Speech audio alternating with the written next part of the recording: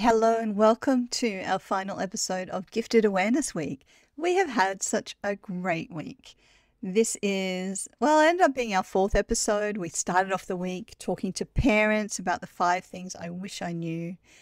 Then we had a great conversation with Nana Pop, which went over part 1, part 2. And now we're wrapping up the week talking to some very special guests. I would like to introduce Finley and Lilly in this episode. Finley and Lilly are 2 of my kids, and they have been wanting to be on the podcast for quite some time. So here they are. And today we're going to have a chat about what is gifted, and also they're going to fill us parents in on the whole Minecraft thing, which is very helpful. Now, compared to me, Finley and Lilly are most definitely experts on Minecraft. And if you wanted to look into it further, I would just encourage you to Google any questions you have. We also have a great episode with Jocelyn Brewer about screen time that the parents might want to follow up with. Before we talk to Lilly and Finley, I just wanted to share with you a very quick understanding of what gifted is. So to understand what gifted is, first we have to understand that within all humans, there is a lot of diversity within the human brain. Our brains are these amazing organs, and we're only really at the beginning of understanding how they work and what they do. We have so much more to learn. But what we have learned is that within the human brain, from human to human, there is a lot of diversity. Just the same way that we all look a little bit different. Our brains inside our heads are all a little bit different. And that diversity is a beautiful thing because we all have different strengths, we all have different challenges, we all have different lived experiences, we all have different opinions and skills, and together that makes the world this wonderfully rich experience. And when we come together and work with other people who have different strengths and challenges to us, we get to bounce off each other and come up with all sorts of creative solutions and ideas. And diversity is a really beautiful thing. If you look in nature, you will see the diversity of nature, and we're a part of that nature as well. But within that diversity of the human brain, there are some brains that are called neurodivergent, which means that they're a little bit more different to the typical human brain. And the gifted brain is one of those brains. It just means that it's a little bit more different than the typical human brain. It's wired a little bit differently. And with that wiring comes certain strengths and certain challenges. Gifted folk will often learn quickly. Maybe we're even an early reader. Gifted people are highly sensitive. They have big, deep emotions and feel things very deeply. It also can mean that sometimes there might be certain foods that you don't like to eat or you do like to eat. You might find noises really loud, or you might be really tuned in to different noises and love music. You might find certain socks really annoying, and you might find different clothes really hard to wear. They're all a part of our sensory experience, our senses. Gifted people also have good memories, a strong sense of social justice, so what is right and what is wrong. Gifted folk tend to use a lot of big words and really love language. Sometimes they would have reached milestones early when they were little kids, like sitting up when they're a baby or crawling or walking. What you often see is gifted folk have a lot of energy because all of that energy inside the brain overflows into our body, and we express that with our body. So we love to move, especially when we get excited about things. But sometimes that very busy brain can make it hard to sleep. And so we have to practice techniques that help us slow our brain down before bedtime so we can get a good sleep. I know I struggle with that sometimes. Gifted folk also really love puzzles, solving problems, asking lots of questions and being very curious. So you might recognize some or all of those things within yourself, because even amongst gifted people, we're all different. So we all express that in different ways. Some people will have very intense interest in certain things. Some people will love lots of all sorts of different things. And that diversity, as I said before, is really beautiful, and that makes the world really interesting. Some of those experiences can also make it a bit challenging. We can have very big emotions and find the world really overwhelming sometimes. Sometimes because we have these really specific interests, it can be really hard to connect and find someone who wants to talk about those things the way that we want to talk about those things, and it can feel lonely. But I think what is important to know is that there are other gifted kids and adults out there just like you. They can be a little bit harder to find because there's not as many of them, but they're out there, and their lived experience of the world is similar to yours. And this is just because our brains are wired a little bit differently. Now, our brains are amazing things. When we practice something, our brains build these big highways so that the knowledge just speeds through it. And so the gifted brain already has quite a few highways, and most gifted people will find learning really easy. And so sometimes that can make school rather challenging. And then we need to ask for some accommodations at school to help us learn in the way that we need to learn. And I think it's important to know that giftedness doesn't go away. If you're a gifted child, you will grow up to become a gifted adult. And often within a family, if one person has been identified as gifted, there will be other people in that family too. It can be hard to recognize because there are lots of misconceptions about what giftedness is, and that differently wired brain can express itself in many different ways. So sometimes people think that they're not gifted when they actually are. So in this episode, Finley and Lilly talk a little bit about what they think giftedness is and how they feel being gifted too. And I hope that you find that helpful. Maybe you've got more questions and you can talk about those with your parents. Hi, I'm Sophia Elliott. As a parent of 3 gifted kids, I'm here to talk about all things gifted. Because I've been isolated and uncertain, and I felt like that parent. Then I found peace of mind, support, and my community. This podcast is about sharing that journey, actually parenting gifted kids, and connecting with advice and support. So we have everything we need for every member of our family to thrive. This is the Our Gifted Kid podcast. Hello and welcome to the podcast, Lilly and Finley. Hello. Hello. So today we're going to talk about what is gifted. So what is gifted? I don't know. Being different? Being different? Being gifted is where your brain is wired differently. Say a neuron that is used a lot is a highway, and one that isn't is a gravel road. Different neurons get used more and less, and gifted children and adults just they just have more or less highways than usual. That's actually a really good analogy. And Mum's also gifted. I am also gifted, that's right. So in the gifted brain, there's a greater volume in white matter. So the white matter are those highways. So yeah, so what is it like to be gifted?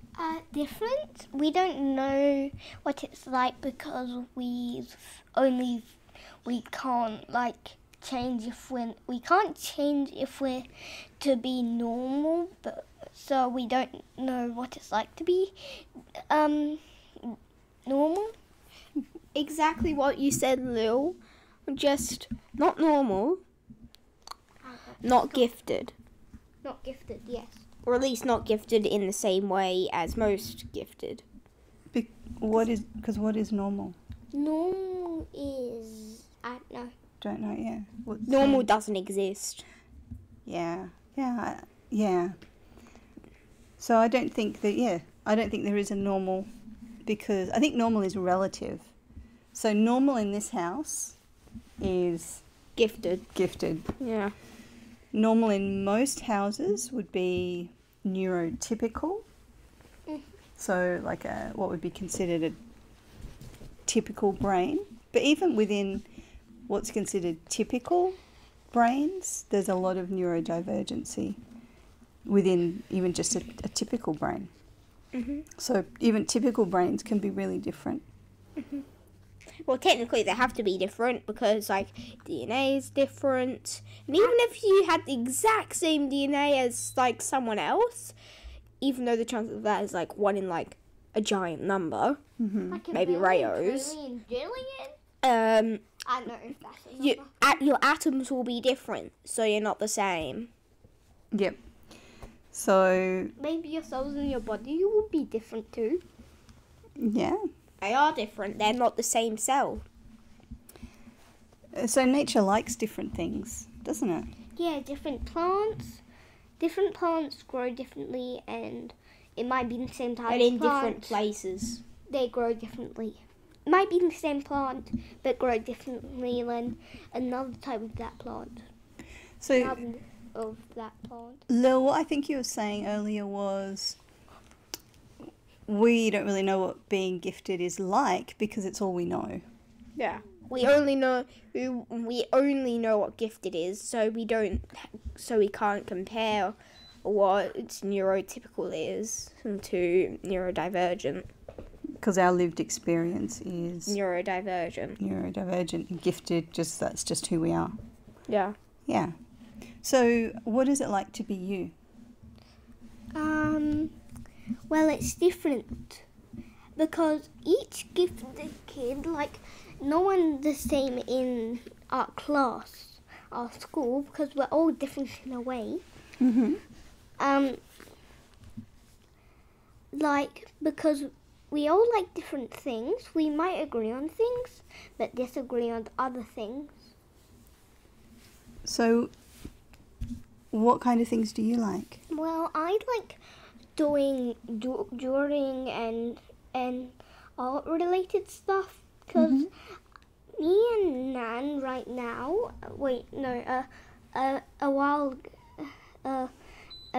A while ago, we were making a tree and we made the leaves and we're going to put hummingbirds everywhere near it. And we made it so we can do a flat. And I was thinking, could I do like some bugs underneath the leaves? And leaves underneath leaves? I did that. You like doing lots of arts and craft and very creative things, don't you? And you also like wheels, Wheels? skateboard, Yeah, roller wheels. skates. Wheels! I love wheels. Infinite wheels. Infinite wheels. What about you, Finn? What do you like? And I learned how to roller skate really quickly, bike really quickly, and skateboard really quickly. Well, I'm still working on it because I can't do everything. You're doing a really great job of working on it and practicing. So Finn, what do you like? Space, science, and everything in between. What's your favourite thing about science or space? We don't know everything. That's true, we really don't know everything. We don't know much. Mm, We barely know anything. yeah. That is True. That's very true. Okay, so I do talk a lot about being gifted on the podcast. It's about giftedness, of course, but Yes, that's why it's called Our Gifted Kids. thank you. Obviously. That's the name. And I do that because the world in general doesn't understand giftedness very well. I didn't even know it existed. Me either. Yeah. Yeah. And so I think it's something that the world needs to understand better. And as parents, sometimes if we find out our kids are gifted, it's something that we need to understand so that we can support our kids. That's the name. Yeah. And so... And our little brother Sam's also gifted. He's just with Dad. He didn't want to be in here. And Dad may be gifted. I'm pretty sure Daddy's gifted too. Yeah. Yeah. So why did you want to be on the podcast? Well, we wanted to see what it's like to be on the podcast, and I don't know. What about you, Finn? Why? I don't know. I just wanted to do it. It sounded fun. It sounded fun. That's fair enough. What's it like to be gifted? Well, I don't exactly know because I don't know what it's like to be not gifted. But I think it's different, as in, well, however you're gifted, that's how you're different. And there's different ways to be gifted. And at school we have fiddle toys. In class we can fiddle with it. And so I'm very fiddleish. Fiddly. Fiddly. You like fiddling with things? Mhm. Do you do that while you learn? Sometimes and sometimes not. Yeah. And we have tons poppets, like snake toys, which we like wriggle around. Mm-hmm.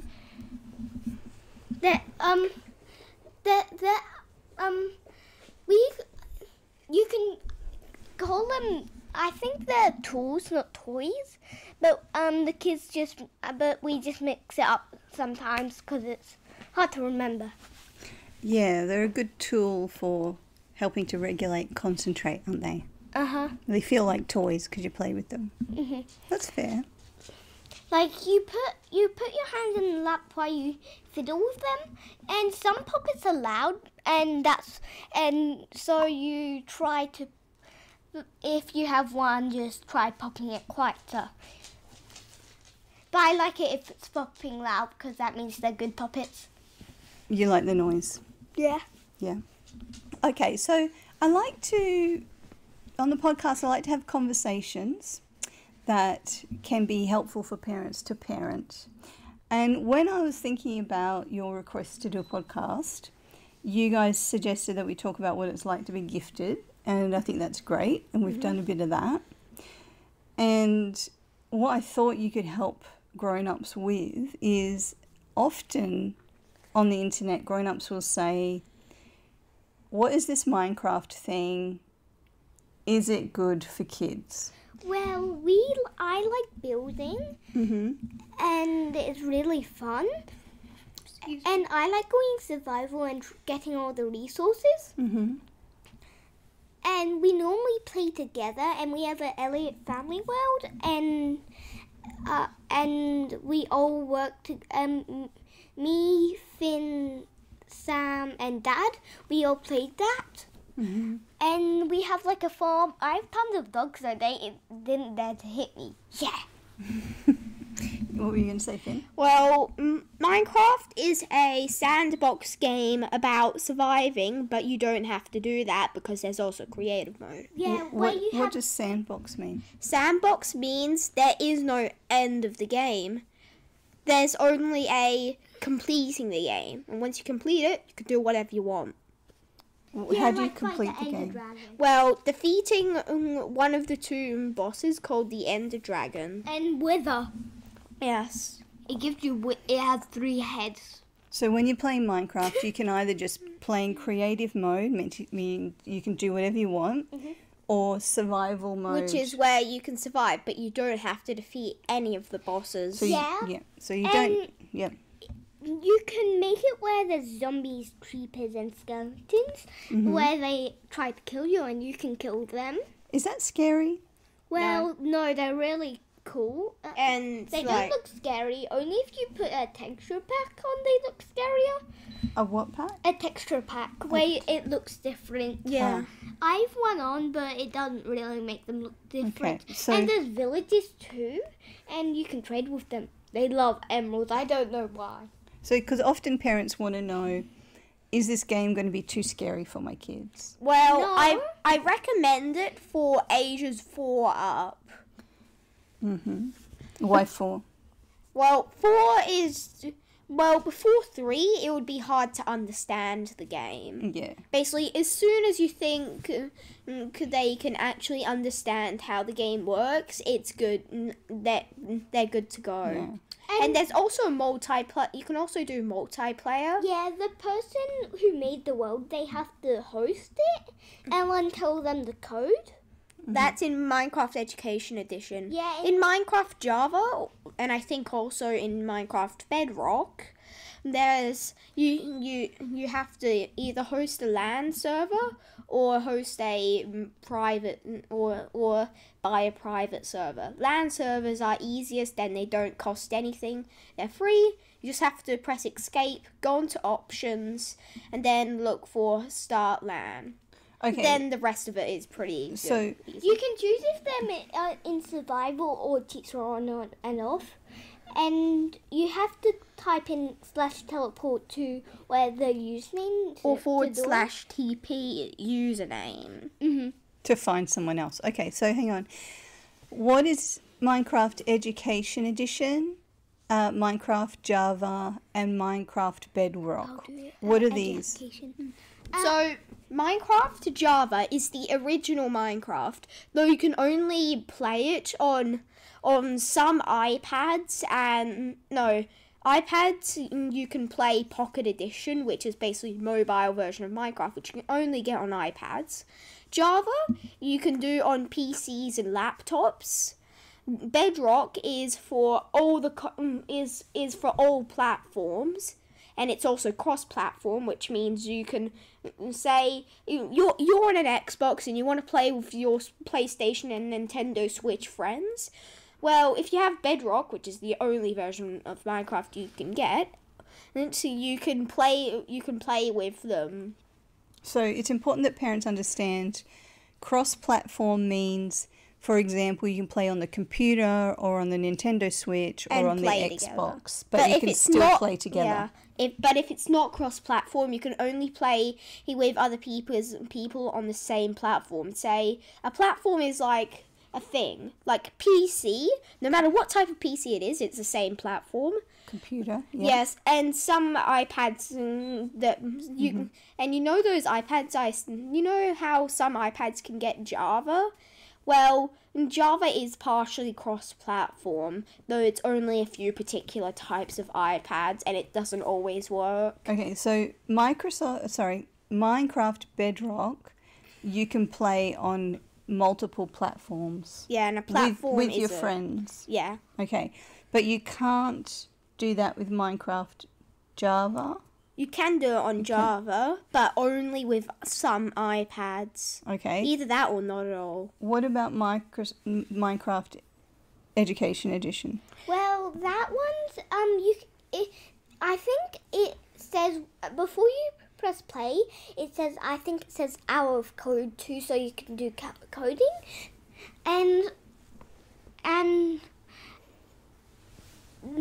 in creative mode, if you go in your inventory, you have all the blocks instead of just mining it. Mm-hmm.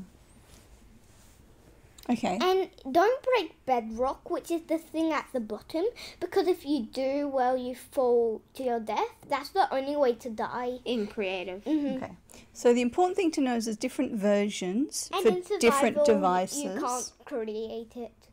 And then you break can it. play in survival mode or creative mode. Mm-hmm. But So what's the best thing about Minecraft?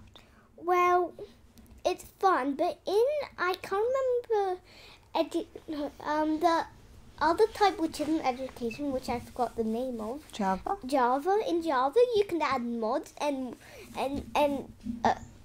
you can in Minecraft there's no circles, and it's cursed because there's mods which are cursed because they can make circles, and so it's cursed. Cursed means it's really weird and it just looks weird and like. So Lily, you've got a unicorn mod, is that right? Yeah, on my old computer, Yeah. a unicorn and butterfly mod, and only education, because it's educational. You can't add mods on it. But it's real. But I recommend getting education edition because it's easier to teleport to your friends. Because you just click on the slash button, then you click on teleport to to whoever you want. Make sure don't click on your username or you just stay where you are. Though you can only see the slash button if you turn on cheats. Yeah. Remember that.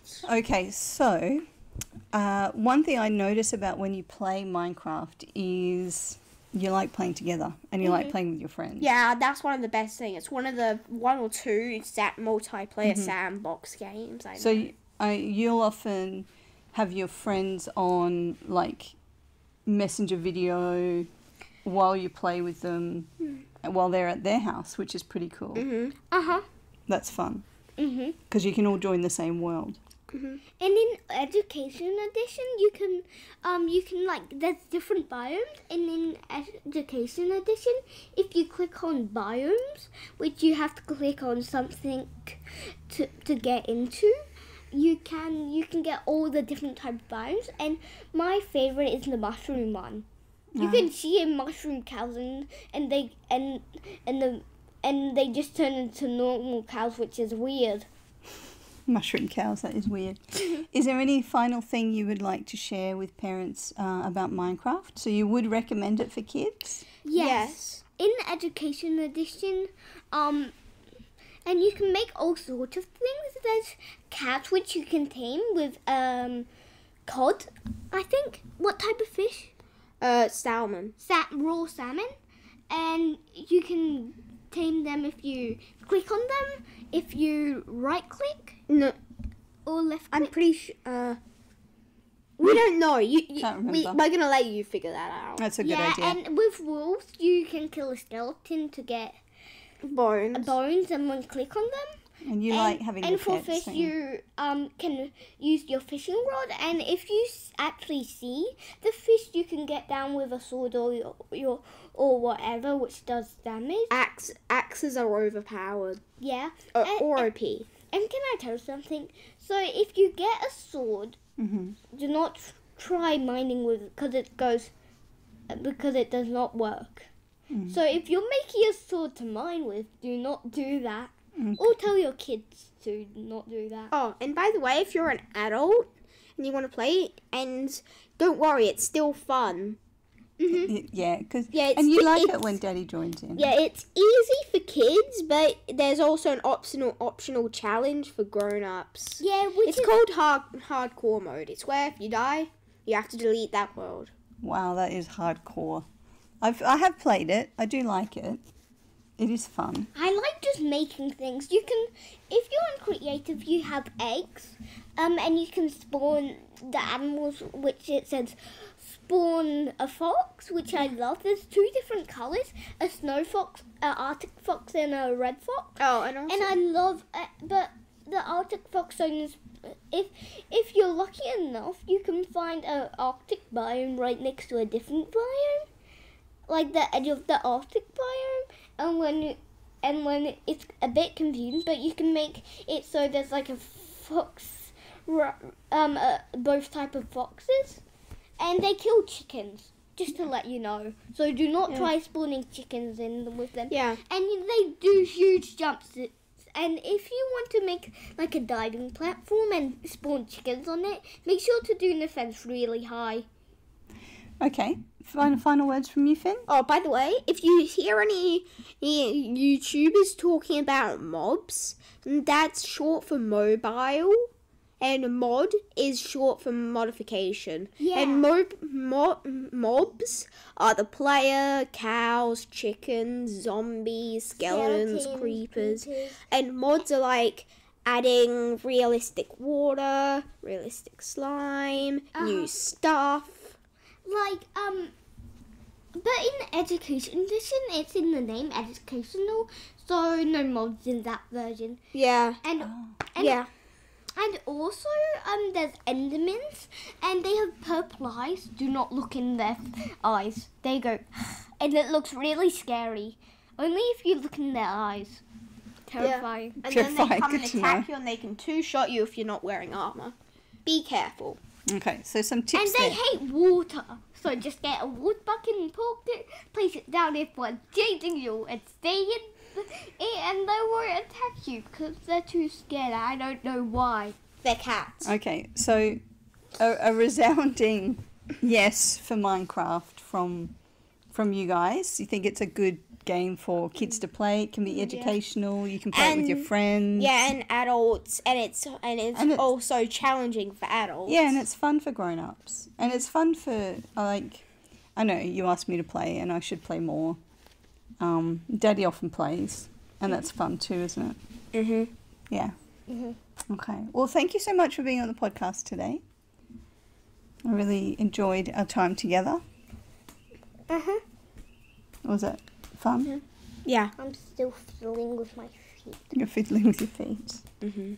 Any final words? No, not really. I covered everything. Covered everything? Okay, cool. Excellent. Well, thank you so much. See you soon. Okay, bye. Bye. If you enjoyed this episode and it inspired you in some way, I'd love to hear about your biggest takeaway in the comments. For more episodes, you can subscribe, and to help others find our podcast, please leave a review. You can find show notes and more resources at ourgiftedkids.com, and connect with us on Facebook and Instagram. See you in the same place next week.